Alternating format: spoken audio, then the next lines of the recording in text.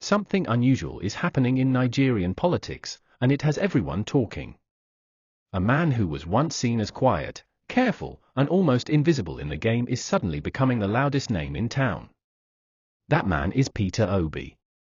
At first, his rise looked like something small, something that would fade away. It began with a few young people tweeting about him, sharing short videos of his interviews, and calling him the only honest man in a noisy political space. People in power laughed. They said things like, "It's just social media noise. It will fade." They believed he could never break through the old system, the system they have controlled for decades. But something changed. It didn't fade. It grew. Day after day, week after week, the numbers of people talking about Peter Obi exploded.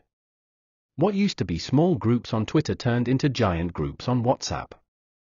What started as a few memes became real-life conversations in homes, schools, and markets. And this is where things began to get interesting. Youths who had no interest in politics suddenly began listening to speeches. They began reading about the economy. They began asking tough questions. And the more they listened, the more they believed that maybe, just maybe, Peter Obi could be different from the old crowd. Soon, something even more surprising started happening. People who had never voted before were standing in long lines to register for their voter cards. Students who used to ignore election talk were shouting his name at school gates. Workers were gathering during lunch breaks to talk about his plans.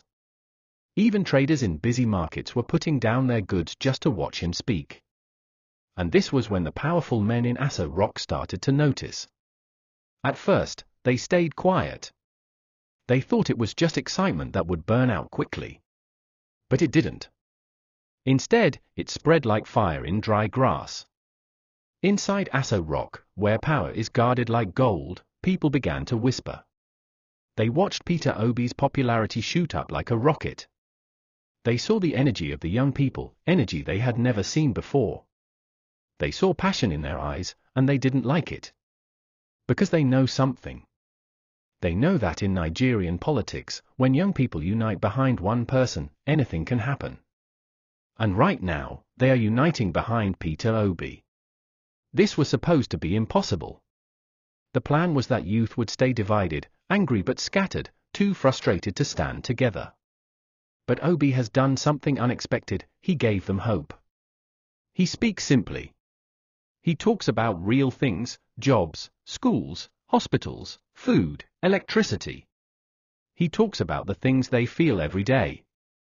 He doesn't shout. He doesn't brag.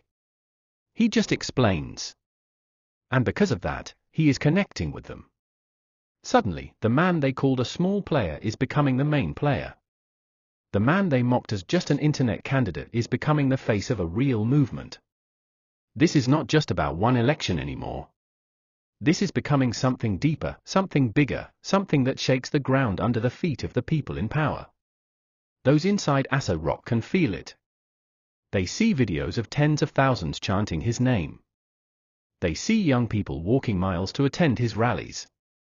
They see music artists, comedians, and social media influencers talking about him like he is the only light left in the darkness.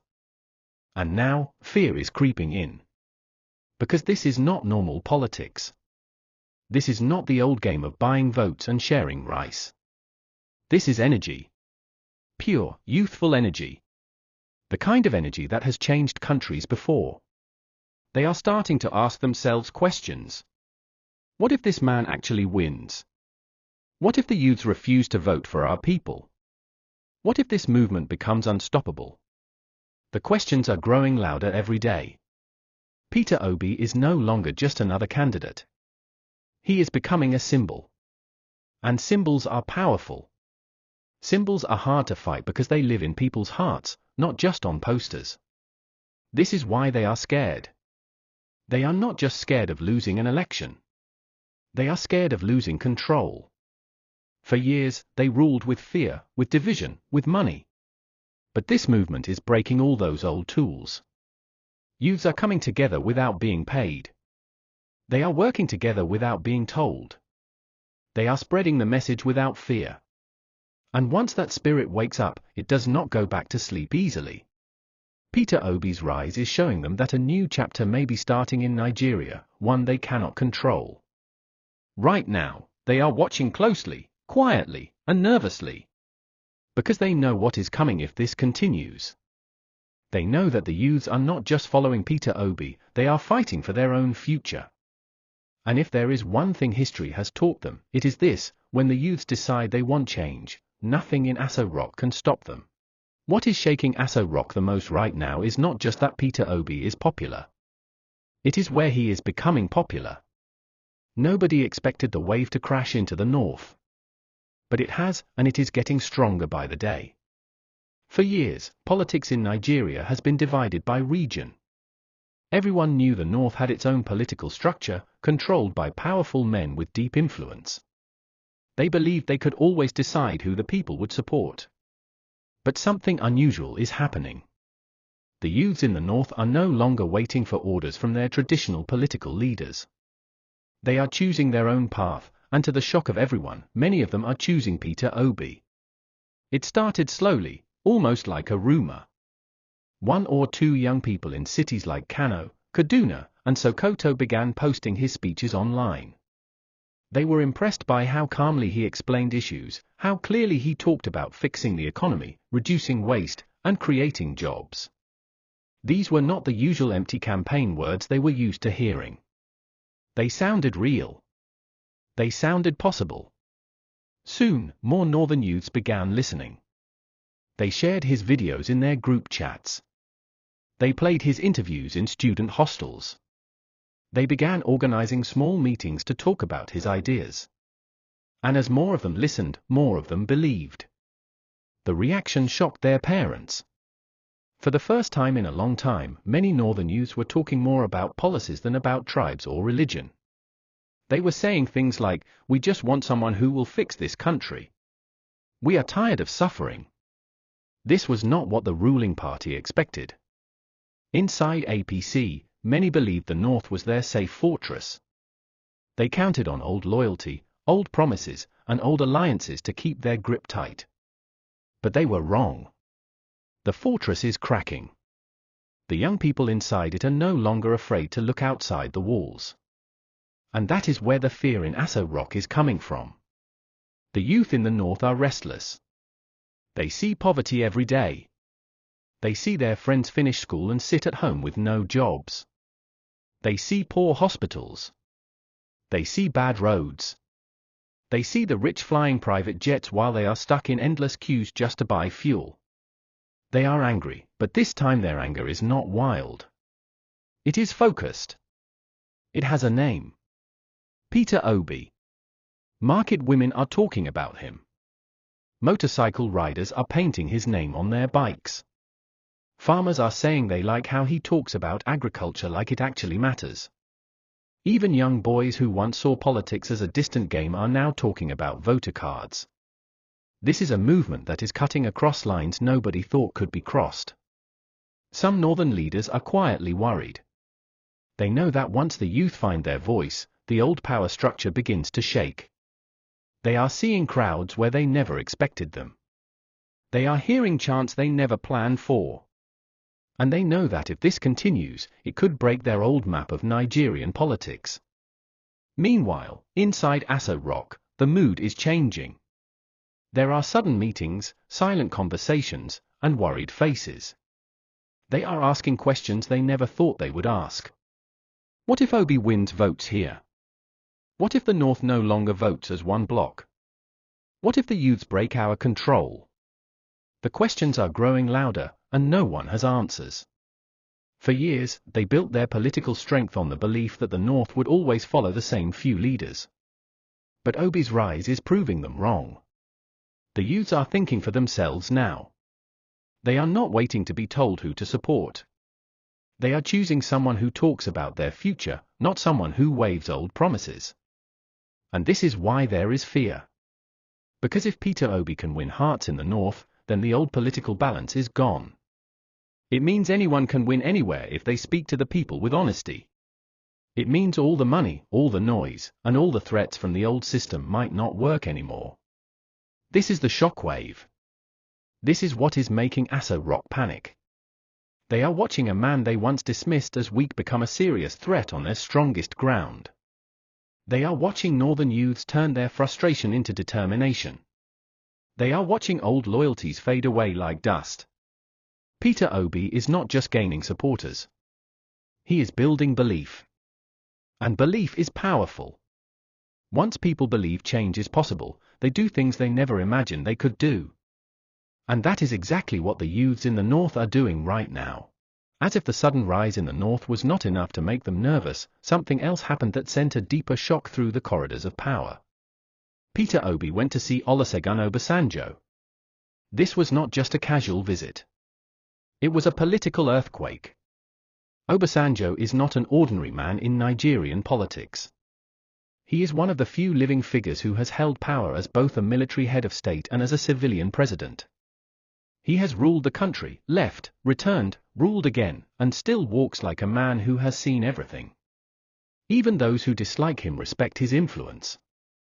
And when someone like Peter Obi visits him, it carries weight. Heavy weight. The news of the meeting spread fast. It wasn't noisy, but it was powerful.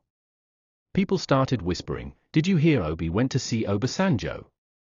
Within hours, the story was everywhere. In politics, timing is everything. Obi's visit came just as his popularity was exploding among the youth and surprising the north. It was the perfect moment. And that made the people in Aso Rock even more uneasy. Because they know how Obasanjo operates. He is not known for wasting his time on people who have no chance. He is known for moving silently, backing strong candidates from the shadows, and shaping outcomes in ways that shock everyone. He may not hold office anymore, but his words can still shake the table. For the APC leaders, this was a red flag. Obasanjo has a history of stepping in when the country is boiling. He speaks in calm words, but those words often carry a warning to those in power. So when he met with Obi, the people at the top began to imagine the possibilities. What if Obasanjo decides to quietly support him? What if he starts calling his old allies to open doors for Obi? What if he becomes the bridge between Obi and older power blocks who have been waiting for a reason to move? Those questions alone were enough to cause panic. The truth is, Obasanjo still has loyal friends scattered across the political space. Governors, retired generals, elder statesmen, people who may be silent in public but still hold influence behind the curtains. If he whispers to them that Obi is worth backing, some of them will listen. Some of them are already listening. The meeting also sent a powerful message to ordinary Nigerians. It told them that Obi is being taken seriously. It told them that even the most experienced leaders are paying attention to him now. It told them that his movement is no longer just youthful noise, it is becoming a real force. And this is where the panic in Aso Rock turned from quiet worry into real fear. Because power in Nigeria runs on perception. Once people begin to believe you are winning, your chances of actually winning rise. And after that meeting, more Nigerians began to see Obi as someone who could truly win. Within days, people began saying things like, if Obasanjo sees something in him, maybe he really has a chance. More youth groups sprang up, pushing his message with new energy. Some northern supporters who were unsure about him before began to change their minds. They thought, if someone like Obasanjo is talking with him, then he must be serious. Meanwhile, the APC camp grew restless. They called emergency meetings. They argued over how to respond. Some wanted to ignore him, but others warned that ignoring him would be dangerous. Others wanted to attack him publicly, but a few were scared that attacking him might make him even more popular. They could feel control slipping through their fingers. Peter Obi had done something no one expected. He had turned what looked like a simple private visit into a loud political statement without saying a single word about it. He walked into that house quietly, but he walked out as a man taken more seriously than ever. This is why the panic in Aso Rock is so real. They are not only scared of Obi's popularity among the youth. They are not only scared of his rise in the north. Now, they are scared of his growing links with the old pillars of power. If the young and the old come together behind one man, there is nothing the ruling class can do to stop it. And right now, that is what they fear is about to happen. Because Obasanjo's move was like a green light. It signaled that the old guard might be willing to let someone new take the wheel. It signaled that Peter Obi might be the bridge between generations. And that is the worst nightmare of the current power holders. They have ruled for decades by dividing young people and isolating reformers from the old power circles. But Obi is breaking that wall.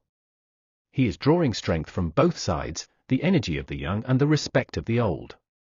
That combination is deadly for any ruling party. Aso Rock knows it. APC knows it. They can see the signs. They can hear the quiet buzz in elite circles. They can hear the loud chants from the streets. The gap between the two is closing fast. And once that gap closes, once the energy of the youth connects with the weight of the elders, the game will change completely. That is why they are afraid. They know Peter Obi is no longer just another name on the ballot. He is becoming a serious contender with real networks, real passion, and real momentum. And now, after his visit to Obasanjo, they are not just worried that he might win.